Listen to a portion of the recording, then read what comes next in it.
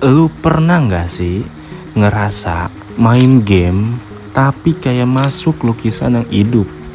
Itulah yang gua rasain pas main Elden Ring. Orang-orang tuh sering banget bilang kalau ini game tuh susah banget, gaya Souls-like yang brutal, bosnya yang ngeri-ngeri banget. Tapi yang enggak banyak orang bahas, gimana Elden Ring tuh adalah sebuah seni yang bergerak. Di game Elden Ring ini, lu tuh bukan cuman mainin dunia fantasi, tapi juga menjelajahi sebuah galeri seni yang terbuka, penuh makna dan juga misteri yang dalam banget. Mulai dari visual yang gila, storytellingnya lewat lingkungan di sekitar, sampai desain level yang kayak arsitektur surga dan neraka.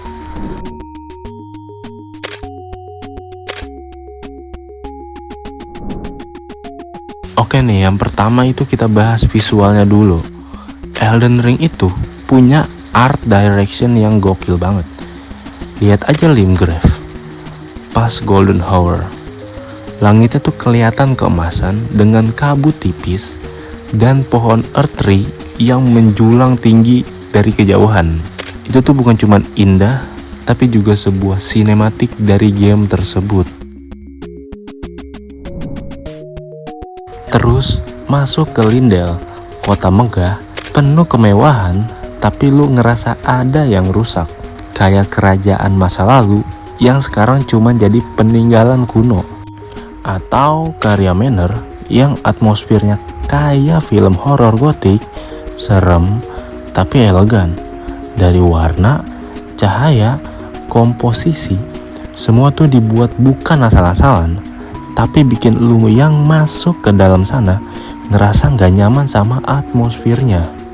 Banyak yang bilang ini game tuh gabungan dari Dark Souls dicampur lukisan dari seorang pelukis bernama Czesław Beksiński. Sorry kalau gue salah ngomong ya. Dia tuh pelukis dari Polandia dengan tema surrealisme yang gotik horror gitu. Mirip-mirip lah sama kayak Elden Ring. Dan jujur gue setuju banget.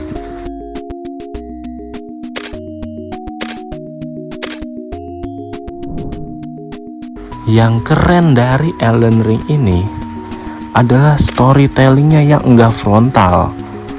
Lu tuh enggak disuapin lewat cutscene panjang dari game ini, tapi dunia ini nyeritain diri dia sendiri. Coba kita lihat pohon earth tree. Dari kejauhan tuh kelihatan mulia banget, tapi semakin lu deketin pohonnya, makin lu sadar banyak bagian yang rusak, bahkan terkesan simbolik. Desain bos dan musuh juga mempunyai maknanya masing-masing. Misalnya kita ambil Godric. Dari visualnya aja kelihatan banget kalau dia tuh nyatuin potongan tubuh orang lain ke dirinya sendiri. Itu berarti dia gila banget sama kekuasaan yang dia punya, sampai dia tuh ngerebut semua kekuasaan orang lain.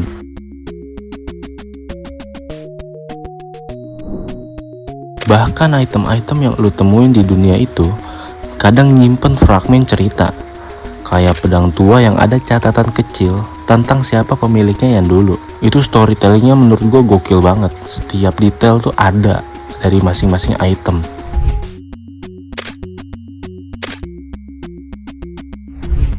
Desain dunia di dalam Elden Ring ini bukan cuma soal jalan ke boss atau jalan ke dungeon, tapi kayak lu tuh masuk ke struktur seni yang dibangun sedemikian rupa lewat cerita-cerita yang disuguhin di dalam gamenya.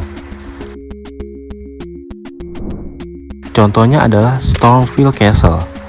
Itu kayak istana penuh lorong rahasia, jalur sempit, menara yang tinggi banget, dan jalan yang memutar. Berasa kayak mainin miniatur arsitektur yang bisa jalan sendiri. Terus ada Siofra River, dunia bawah tanah yang punya langit bintang palsu, bikin lu ngerasa lagi explore tempat yang gak mungkin ada di dunia. Semua area punya cerita, punya atmosfer yang lu bisa jelajahin, tapi lu kayak masuk ke lukisan yang bisa lu telusuri.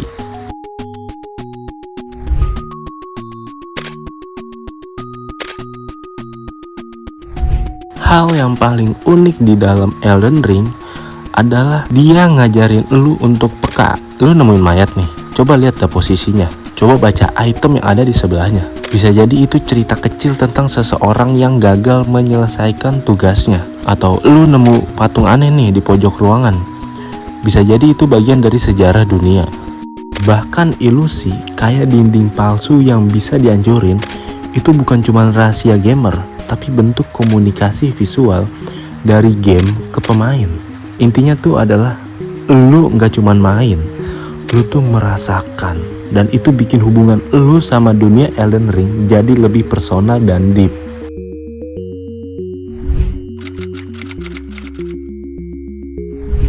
Elden Ring itu bukan muncul dari nol.